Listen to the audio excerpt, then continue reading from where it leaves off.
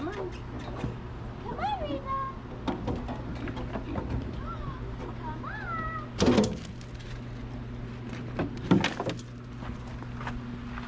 You don't have to hit on, just let them walk.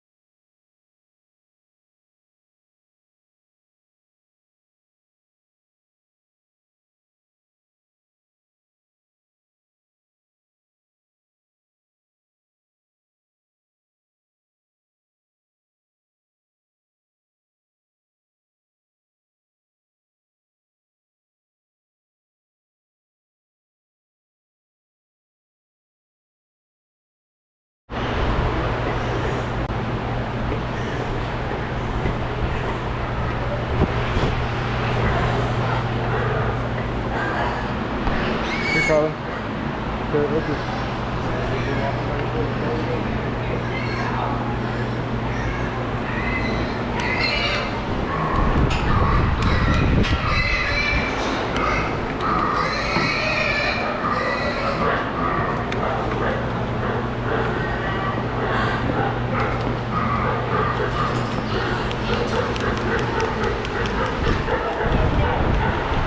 Mommy, this isn't working.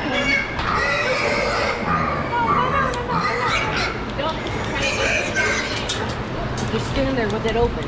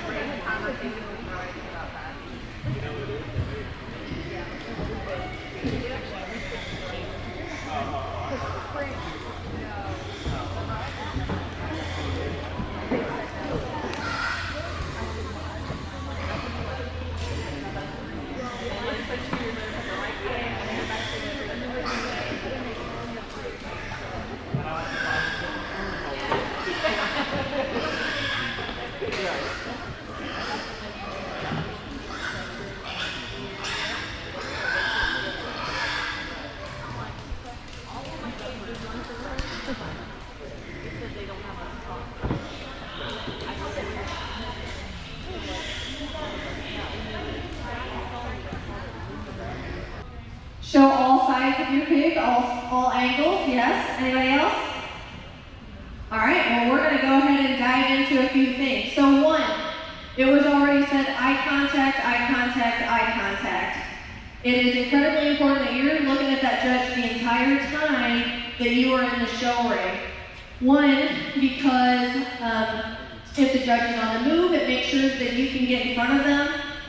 If you have ever shown to a judge that moves around a lot, if you take your eyes off of them, you've lost them and you've lost your advantage. So staring down that judge, major eye contact the whole time.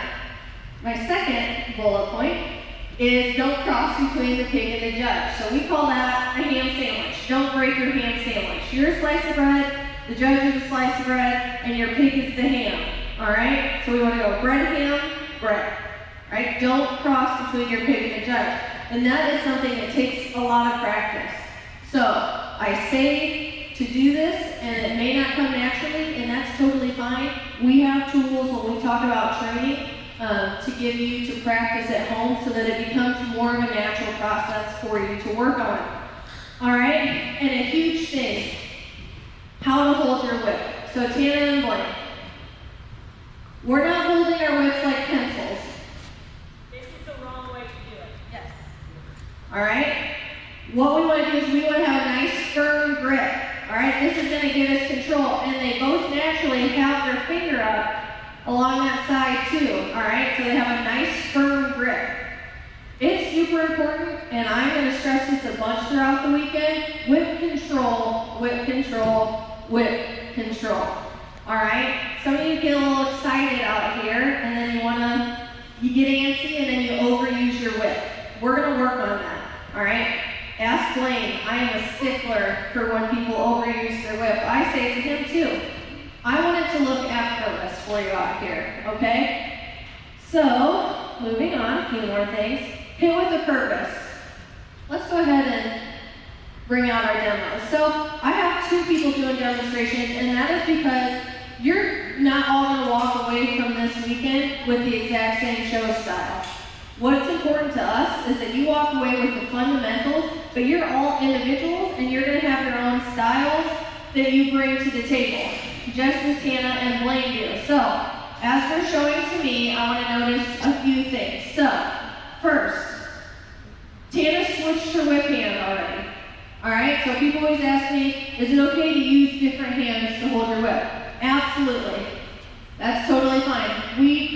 I didn't ever show with a brush in my offhand, and that just made it so I could always reach and switch which hand I had my whip in the show ring.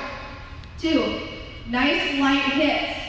These pigs are a little more trained in some areas because they're little. You got plenty of time, and we're going to give you the tools to get them where they need to be. But they're hitting them barely. You hear how quiet they are? They're barely touching these animals. They're just guiding them where they need to go. And they're only hitting them in a few places. All right? So, you'll notice, one, they're hitting them on the side of the head to get them to turn. Right? We're only hitting them there. These aren't really fast, but if you have a faster pig, you can hit them between their ears on their forehead to get them to stop. Just like Tana's doing right now. And then to get these pigs going, we're going to say, hit that gas pedal. All right? So, and that gas pedal, Blaine, you hit it too, is that rear flank. All right, we're hitting that rear flank to get them moving forward. As we go through the weekend, we're going to practice coming out of holding pens. We're going to practice doing drills in the show ring, things of that nature. And none of those things will be easily accomplished if your pig isn't constantly on the move.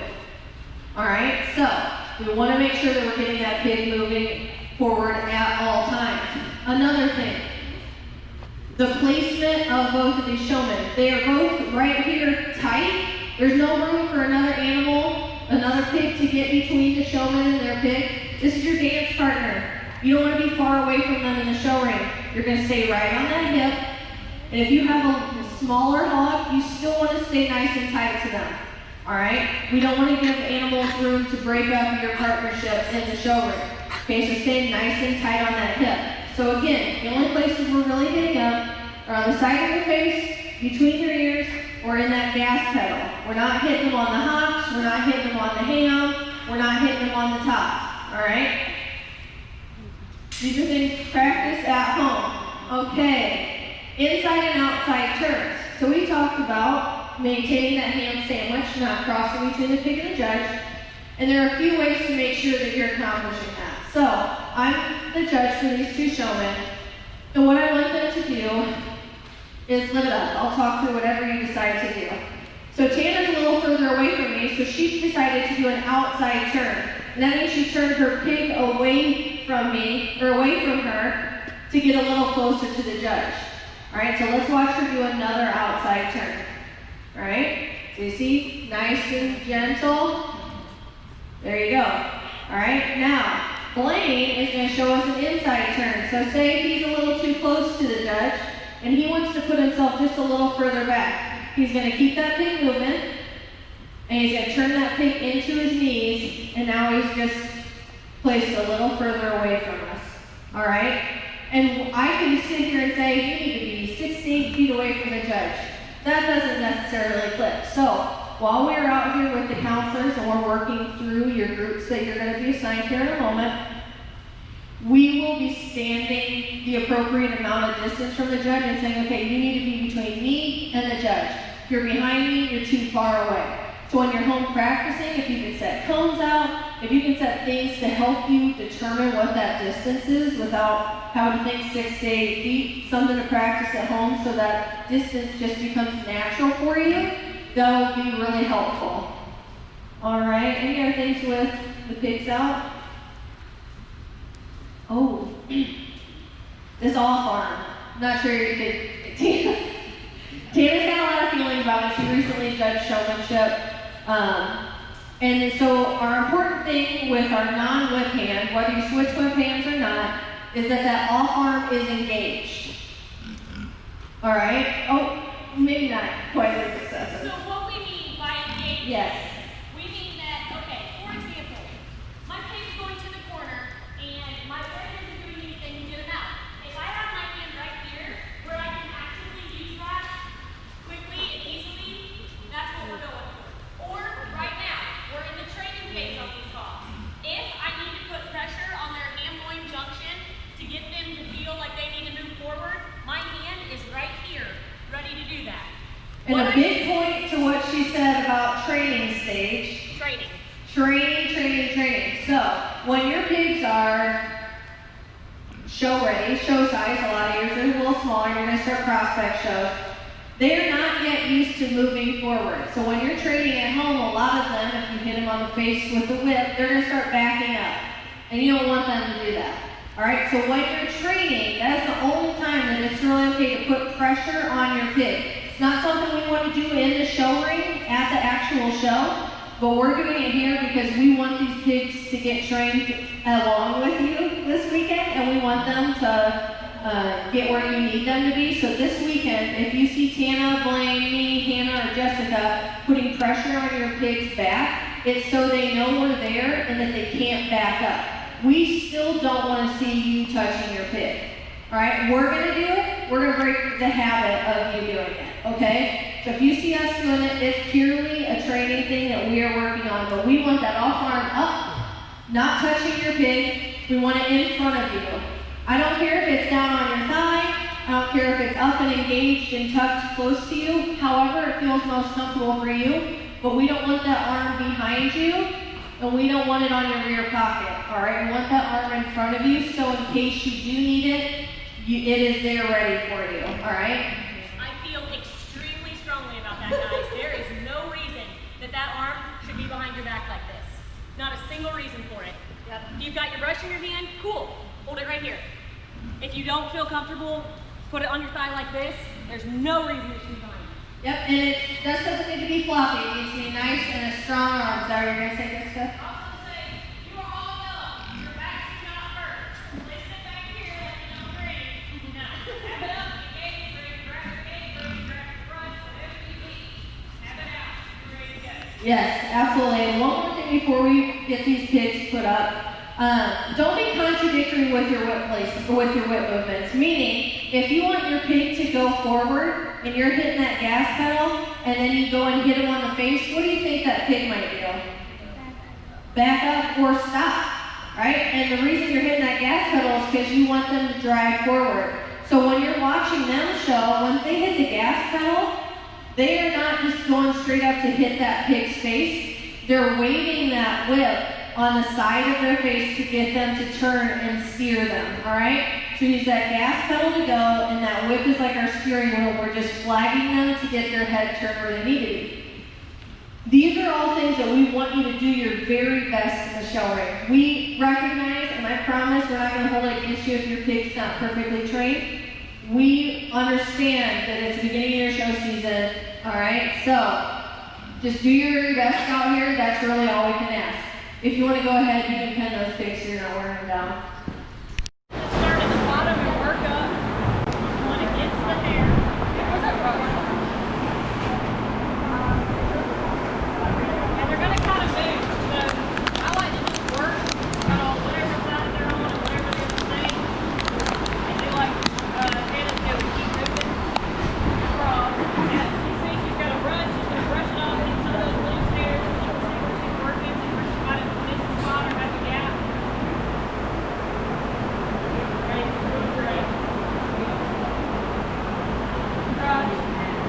Yeah, ideally you want to get them in like really small areas. They're not going to move around too much. You can do the top too. Go all the way down the back line. You really kind of want them to stay like still when you do it. Yep. Maybe can you get them stopped? Bottom makes a huge difference because you can already see more definition because she had so much hair right there. So if you left her just like that on the top line, she would be fine, honestly. But she's got a lot of hair. She is hair. She's got a lot of hair. Like Haley does it, she starts in the middle. So you can start here and just work your way up. Down. These are also good at sitting away from things. Like vanilla cookies. Marshmallows are good too. Better watch out, I'm gonna get your hair. Right now I'm using a 3/4 guard. On the face I would go in a little bit shorter to make that look fresher. So I would start that and then I would put a guard on and you could backtrack it and make it look shorter. The biggest thing too is between the head and their shoulder you need to blend in. If you're going to do it really short on their head and then kind of longer on their body, don't just cut it off there because it'll look really prominent. Now draw the judge's eye to it. Blend it in. What I usually do is I'll use my short guard on their head and then turn that over and back drag on their shoulder between their neck area. Between right here and their shoulder. Back drag and blend that in. Especially too on their jowl when you're going to shave it over here on the neck and get it close. I'll back drag that off from their shoulder and then to their shoulder. Blend it in out. Okay.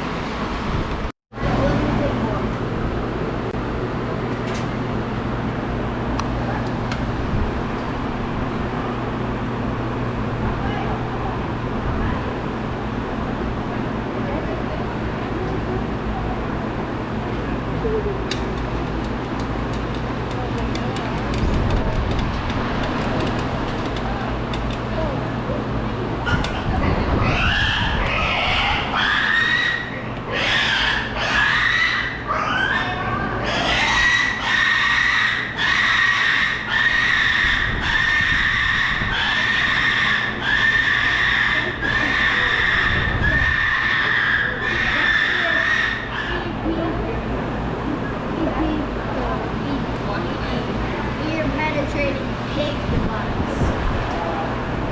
Everyone understand? Yes, Kids, ma'am. adults, who wants to start taking turns? Who wants to try it? You want to try it, John? Yeah. Okay, hop on in here. We'll start taking turns. We'll take turns. We'll get through it. Start right here, like right at the flank, and come up directly to its spine, okay? Those blades further down. There you go, just like that. Yep, there you go. Make sure the blades, see those? You want those always flat against the skin, okay? You don't want them at an angle. Okay, try it again. There you go. Yep. There you go. Try going a little bit harder against the skin. Yep, you're good. Just like that. You see all that hair you got? Okay, so you just got to make sure you go against the skin real hard, okay? Good job. So you just want to make sure you hold it against the skin. There you go. Let's go like right here. There you go. Yep. Perfect. Look at you go. Sorry. Yeah, good job. Good job. Good job. Do you ever clip their ears, or do you just leave them alone? So just like Kaylee said, you want to go in and touch all of it up. Like, you don't want it to be like, you don't want it to look like they have no hair on their ears, but you just want to make sure, like, you see how it's kind of at a point right there? You just want to follow the ear and kind of trim it up. Kind of get rid of that point a little bit.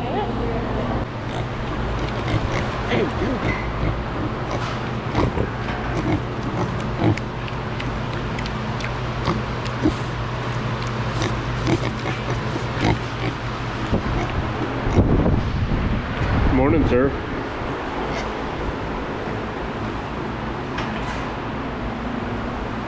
Good morning.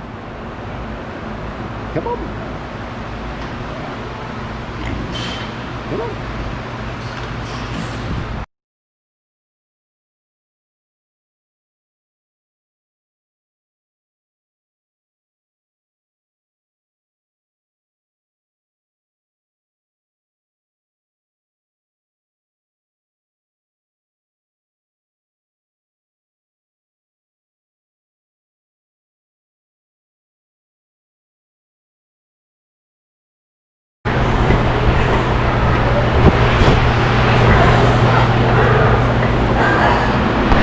Here, Colin.